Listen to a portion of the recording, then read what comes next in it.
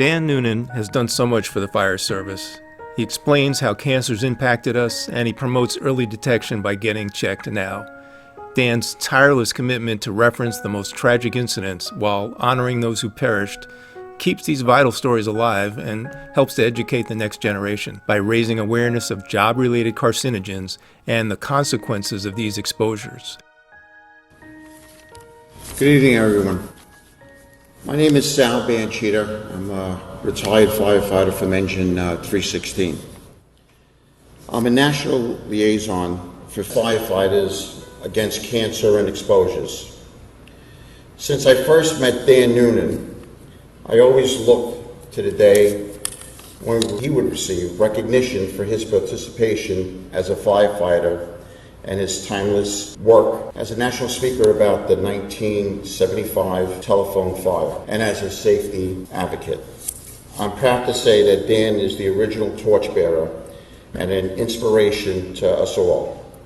He's nothing short of a national hero, where his message resonates through every first responders across the country.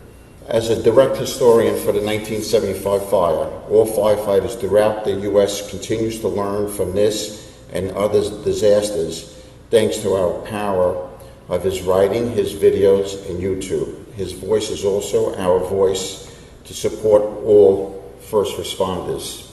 It was an education for me this evening, too. I would like to introduce the founder of the First Responders Health Resources and Chief Crusader of Early Detection and Education to Get Checked Now program, our director and my personal friend, Len Getz.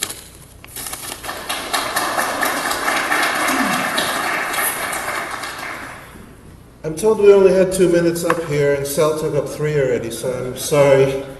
I have Chief Nieto, if we can go into overtime a little bit. I'm here today to officially thank Dan Noonan for being an inspiration to all advocates at the New York Cancer Resource Alliance. Dan has to be the toughest guy I know. Aside from telling me that I'm not allowed to call him before noon, that's why his name is Noonan.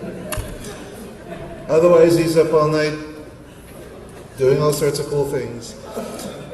He has undergone so much as a responder in the way of his health, from the most challenging and the riskiest job out there.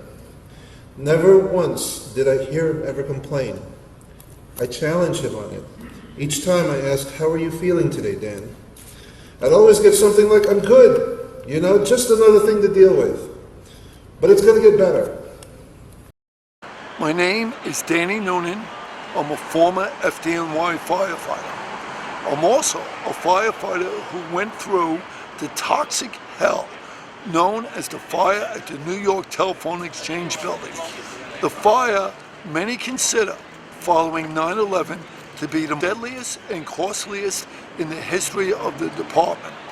I am urging my brother and sister first responders not to be complacent, to get checked, and to get checked now.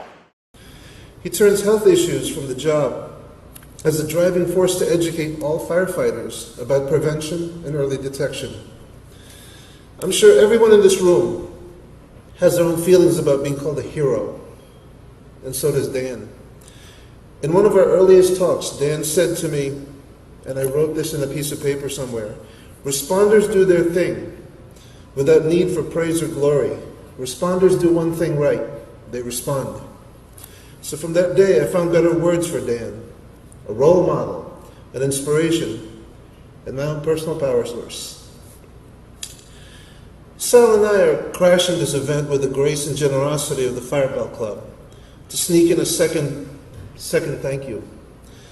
We were originally hoping to celebrate Dan Noonan with a Lifetime Achievement Award, but Dan is far from done with his achievements. So here's our cousin Sal to present the Faces Foundation Award. We hereby honor Daniel J. Noonan with our first National Recognition Award for his tireless volunteer work in public service as a health advocate for all first responders.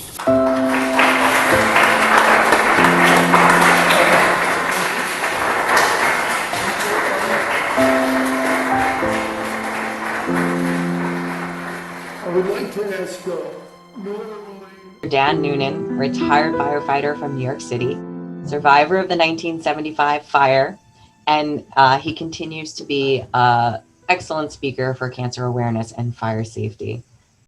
Danny Noonan, just an American icon, bigger than life, mustache down to here, the life of every party, a saint. He was at every fire New York City Fire Department ever fought. He uses his own personal experience to show the evolution of fire safety, but also to teach us all about the ongoing risks and dangers that our firefighters continue to undergo each and every day. I knew of Danny a while back. He really has like a passion about it, especially for the probies and the younger members. Danny got sick at the AT&T fire, and Danny's been sick ever since. It's never slowed him down. It's never slowed down his passion or his love. He's just a treasure of the American Fire Service. Here you are, tirelessly and enthusiastically always coming out with the word, get checked now and everything. It's really valuable. Dan's advocacy and words will echo throughout time. If you're a firefighter and you're watching this, Danny would tell you wear your air, shower after every fire, document your exposures, take this job deadly seriously, yourself not so much. Thank you. I love you for everything you do. Thank you, Dan, for your work as a leader as well as an educator. Dan, thank you for your service. Thank you so much for everybody. It's been wonderful to say hello and to meet folks. I just have quick thoughts here. Number one is continuously remember the lessons from the past. We got to know our lessons learned. We got to identify from those who went before us. And lastly, get checked now.